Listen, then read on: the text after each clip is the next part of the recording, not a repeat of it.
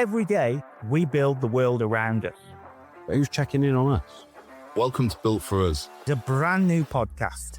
Built by construction workers for construction workers. It's our own honest space. There's no scripts, there's no suits. It's just Real talk about mental health, stress, And showing up for each other.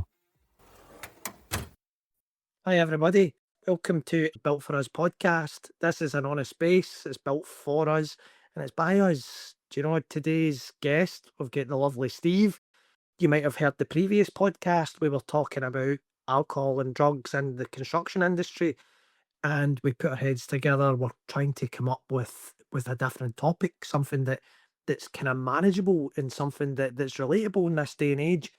What we actually came up with was the point we made during the previous episode was, is mental health first aid still, is it still a thing? Is it still applicable? Is it something that companies are still going towards? I know we have an ISO standard for it, which is essentially just another tick box, in my opinion.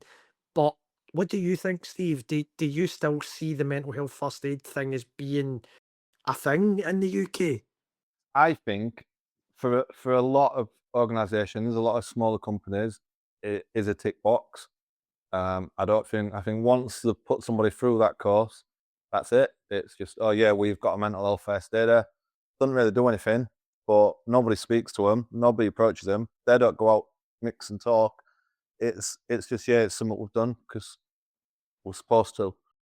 As I said in the last episode, for me, I think it is really important to have somebody on site who somebody can talk to. But I think everybody on site needs to be educated around mental health first. You know, like say whether it's a half-day course, whatever it might be, not a full mental health first aid course, like a 2-day course or a 4-day course, just a basic just a basic level, just an awareness.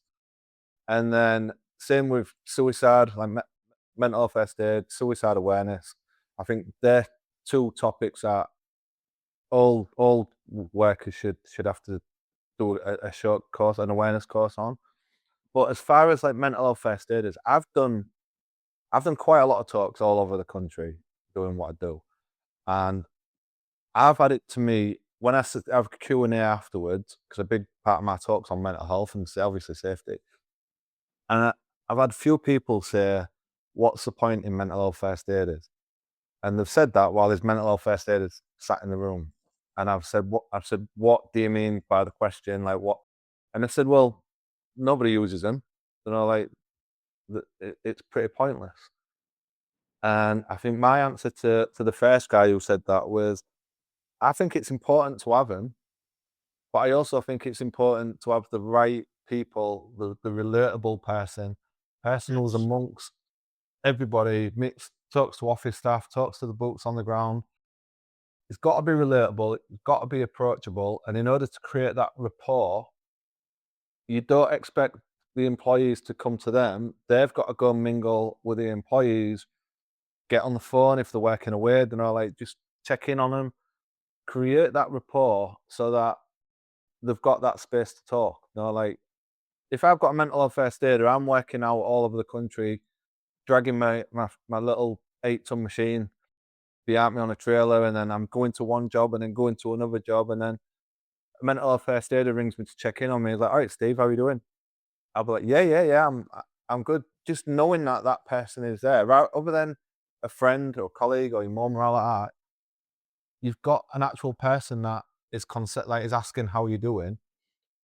I think that's more needs to be done, I think, around mental health first aiders. If we're going to carry on with them, more's got to be done around them. Yeah. And that's a good point that you make with having somebody with a check-in, mate. I mean, I know from going to certain places that when you walk in, they'll say, "What percent are you before you go in? And what percentage are you when you leave?" Do you know, there's a few organisations that do that. I think maybe even to have a few mental health first aiders that want to be mental health first aiders, that it isn't just right, pick someone for the office, pick the project manager, do you know, pick the more learned people. You pick the people that you trust, but then that's the people that you take a Friday afternoon, you take a Friday afternoon, for instance, once a fortnight, somebody's in a room, you can go and talk to them. If Yeah. you've got any issues, the main thing with mental health first aid is the exact same as first aid. Medical first aid, you are the first point of call. I say this to guys all the time. I'm not expecting somebody to sit back on the couch and pull out your pipe and slippers and, oh, did you have daddy issues when you were younger? That's no us, mate. It's for somebody. If you come in, Steve, and you're saying, Craig, listen, I'm drinking a wee bit too much, is for me to say, well, do you know I've got a few pamphlets and there's the Alcoholics Anonymous. Do you know what? If Yeah. you're gambling too much, I know a guy that's at Gamblers Anonymous that could help you. It's just to signpost people.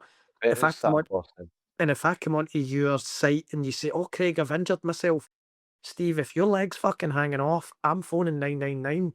I'm not gonna get the I'm not gonna Yeah. go like Rambo and start stitching you up.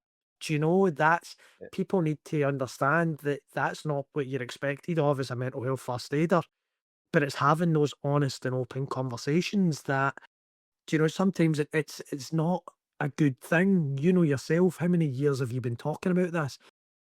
And sometimes when you come out after having that talk, you're going, wow, that was really hard. That was really deflating. But it's for you to have that bit of support behind you where you have that multitude of mental health first aiders that you're all helping one another. Do you Yeah, know yeah, and that's that's and important? it's something I preach about is communicating. Like everybody on a site should be, everyone should have the confidence to speak to anybody else about work, about what's going on, about any concerns around safety. But then they should also have that safe space where they can talk to somebody and know that whatever they're talking about, whatever they're dealing with isn't going to get around sight, like, because that's why a lot of guys, it's hard enough anyhow for somebody to admit that they're not coping, to admit that they're struggling. Yeah, They might be struggling, like you said, financially, they might be gambling, it might be alcohol, it might be drinking, it might be drugs, it might be relationship issues, whatever it is that they're struggling with. As a guy, to admit that, you don't want everybody knowing about it. You know what I mean? So 100%. you need the right kind of the right people within that role as a mental health first aider, where people can talk to them, Yeah. and then And they'll signpost them, but then it stays there as well. It's not gonna They're not gonna go back into the office and be like, oh, that John from so and so, he's only gone and lost 12 grand last week. Like, that's why people don't go in and talk about it's, what it's they're in neat. for. But I think that's the importance of having guys like yourself on site, mate. Do you know, or myself to that extent. I mean, you do a lot of talking. No, physically, I'm not slagging you for doing a lot of talking, mate. You talk professionally. You're a professional speaker. Do you know? And it's important to have those chats on site with the guys, the real hard hitting chats. And I don't know why the industry doesn't support your industry a hell of a lot more, Yeah, because it's important to have those open, honest conversations. And why I do what I do also, Steve, I mean, I'm the safety guy. I don't need to wear my heart on my sleeve. I don't need to come out and say, listen, I'm Craig and I'm an alcoholic and I used to do a hell of a lot of drugs and I lost everything because I was in a bad way. I don't need to do that, mate. But in the hope that somebody goes, do you know what? If Craig can open up about it, if the safety guy can open up about it, I can open up about it. yeah. And that opens up the doors to so many people to say, do you know what? I'm struggling here. I really need to speak to It somebody. is. It's powerful. Like a story, somebody else hearing that is really, really powerful. When I share my story, when I do my talks, whether I've got 20 people in a room or I've got 700 people in a room, I always get people coming up to me at the end, like shaking my hand, like really hard and saying, "I needed to hear that because I've been struggling for a long time and I ain't said not to nobody." And they'll open up there and then. And part of what I do with my talks, like I ain't got a degree in psychology. I've got diplomas and I've studied mental health and addiction, all the rest of it for years. But I've got that lived experience. And after all, every talk I do, I'll say to the full room, I'm here for anybody in this room. Anybody struggling, no matter what it is, there's my details. Have a chat with me. And again, it doesn't matter whether there's 10 people in the room or whether there's a few hundred. Off every set, I always get about 5 people reach out to me. It might not be nothing like really bad. Some people are are in a really bad chapter in their life. Some it might just be something that's been on the mind for a period of time. I had one guy got in touch because he was working away and he was drinking every night and his wife was on at him, like, so he'd ignore the phone knowing that she was gonna be ringing him, and then that caused issues between him and his missus and then he'd ring her the next day and he'd be like, "Oh, I didn't have a signal," and she'd be like, "You're lying."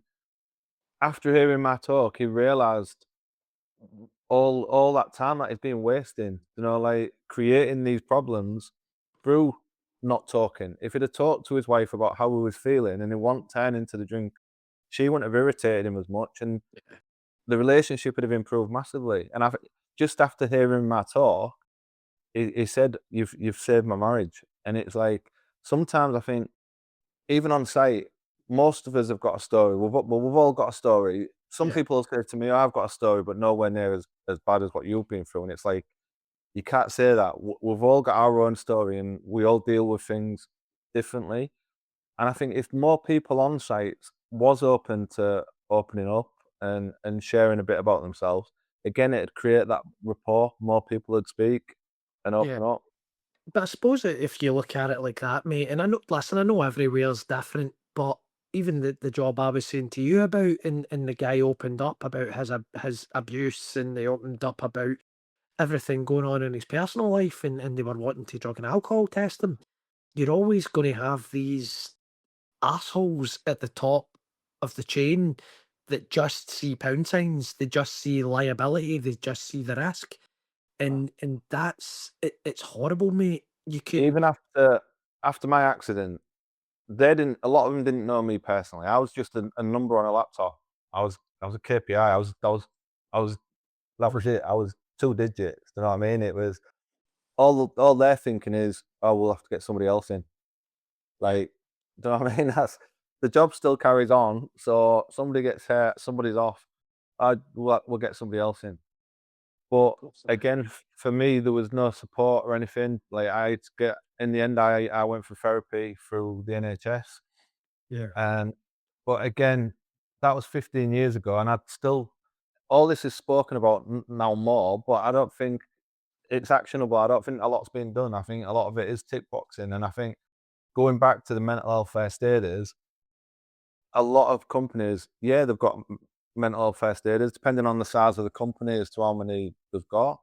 But it's like you said, what people are they choosing to be them first aiders? Yeah. Like But who's asked as well, Steve? Who I do not know the amount of guys that'll come up to me as a safety guy or after a talk or whatever, and they'll say, "Craig, I would love to be a mental health first aider." And I will actually say to the project teams, "Listen, I'll do that. I put myself through the training at my own expense, so I could do it for nothing on site." And even at that, you still get project managers going, "Well, who's paying for the guys when they're off the site?" yeah, yeah. They're like, "Mate, I'm upskilling your men. We're making this site, a more friendlier site. Yet you're still thinking about money when I could be giving that guy the tools to prevent his friend from taking his own life. Do you know? I Yeah. could be giving him the tools that saves his marriage. I could be giving him the tools that prevents their son from delving into alcoholism. Do you know? It's that we need to remember that at the end of the day, we're all bloody people. It doesn't matter if you're the project manager or the T boy. Do you know? It doesn't matter. We're all in this together. You said it in the previous podcast. We're a team. We're all a team I, from John O'Groats to Land's End. Do you know that's what it's all about? I think for me as well, though, that's zero harm has always been a biggie. Like health and safety is our number one priority. The amount of companies I've worked for, and that's been their little more health and safety is our number one priority. But it's not. It never was. Like making money as a company is the priority. And the amount of big projects that I'd been on, and you couldn't get permits or anything. And all the proper, you had to go down all the right channels to get the right paperwork, the risk assessments, method statements. But then all of a sudden, if that job fell behind and something needed doing, all of a sudden health and safety goes out the window, and it's like, oh, can you come in on Saturday and we'll write a pass and you get that done. You know what I mean? So 100%, mate. if it was the number one priority, then you wouldn't be cutting corners around putting the wrong people doing the wrong jobs and all of that. But I could go into that for ages, but I'm not gonna. But I mean, 100%. Just ag- save slagging health and safety for the next episodes when I'm not on it, mate. but, but again, I think on that same level we- is mental health first aid, and Aye. like people are now saying mental health is as important as health and safety, which is again they're all on par to me. They're all level. You know, like nothing's more Yeah. important. Everything should be equal amount of time should be put into each of them. Of course But it is, mate. for me at the minute, mental health, even though it's spoke about a lot more, especially online and like I say, me doing what I do and you doing what you do with these talks, but it is still low in the pecking order. You know, like, and I think there's a lot more that could be done. I've had conversations with companies and like, oh, we've got an amazing safety culture, and I'm like, I don't care how amazing your safety culture is, it can always be better. Tomorrow it can always be better. Someone might cut the finger today, you can prevent that tomorrow. You know, like some of that can always be improved, and I think it's the same when it comes to mental health. We can always, in whatever we're doing today, we can do more, and it doesn't have to be like everything becomes money. And I know time is money in the construction industry, Yeah. but I think just that little bit of education and educating people can make a massive, massive difference. If anybody says to you, Steve, that their health and safety culture's the best, and you say, well, it could be better, you could get Craigie boy on your site. That's it. That's all you need to say, mate. That's all you need to say. It's So- shit, because Craig's not here. Exactly. You need Craig, you need me to come and do a talk. Yes. So, but no, I think, so to go back on it, I think mental health first aid for me it's a must. I think you need them people on site now, especially the path we're trying to take around mental health and encouraging people to talk. But I think the biggie for me is not just doing it as a tick box, actually putting time and effort into getting the right people. The people who want to do it, like you said, I've had people come up to me and say, I'd love to be a mental health first aid. And I'm like, well, why aren't you then? And they're like, I mentioned it to my supervisor a bit ago, but now it's come of it. And I'm like, well, go and mention it again. Do you know what I mean? You've got people who, when somebody really wants to do something like that, you know they're going to put effort into it and passion into it. And I think that's you need the right people in the right role. It's like you do on any job, in any contract in construction. So for me, mental health first aid is I don't think it should be done away with or all that. I think it's something we need to carry on with, but I think it's something we need to do more. Needs more focus. 100%, mate. I would agree, and I would if I can ever get my hands on ISO 43001, which is the mental health ISO standard in the UK, then I'll let you. I'll give it over to you to have a read, mate. But it would be Yeah. interesting to see how companies pass these audits, and that really shows you, mate, that it is a tick box exercise. If it can be auditable, it can be a tick box exercise. Yeah. And we both know you as a safety guy and a former like boots on the ground. Me as a digger driver, plant operator. There's a lot of tick boxing, and you know what I mean, it's how it is. But yeah, I need to shoot. So thanks you for this chat, Craig. I think again, mental health first aid is really important. But I think again, as I say in most of my talks that I do on here, my podcast, communication is a biggie. We need to be approachable. We need to educate people, and we need to work together as a team. And in doing so, it will encourage people to talk more. Yeah, 100%, mate. Well, thank you for having me on. It's been a pleasure, and I will catch up with you again really, really soon. No worries, mate. Nah, we'll catch up. Remember and let me know when you're when you're on your way back from Inverness, and we'll try and catch a coffee, mate. Thanks for viewing this episode. We really appreciate your support. Remember, follow us, subscribe, share with a mate, join us live. Built for us. Let's build something stronger together.